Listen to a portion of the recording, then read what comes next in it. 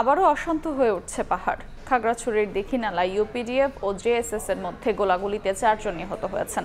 শুক্রবার রাতে ইউপিডিএফ দলের সশস্ত্র গ্রুপ এবং জেএসএস দলের সদস্যরা দীঘিনালার জোড়া সিন্ধু কারবারিপাড়া এলাকায় মুখোমুখি হন। এ সময় আধিপত্য বিস্তারকে কেন্দ্র করে উভয় পক্ষের মধ্যে গোলাগুলির ঘটনা ঘটে।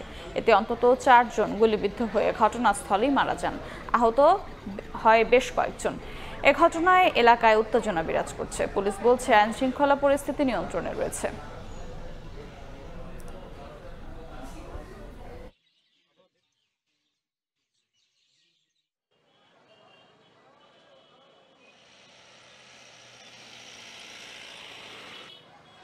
ইউপিডিএফ এবং জেএসএফ নারায়ণগঞ্জে আধিপত্য বিস্তারকে কেন্দ্র করে দুই পক্ষের গোলাগুলির বিনিময়ে সেখানে 4 জন নিহত হয়। লাশ তারাই নিয়ে গেছে, লাশ আমরা পাই নাই, নাম ঠিকানা আমরা পাই নাই। দুই পক্ষ উত্তেজনাকর মুহূর্তে আছে, যে কোনো মুহূর্তে আবার তারা সংগঠিত হতে পারে এবং গোলাগুলি করতে পারে।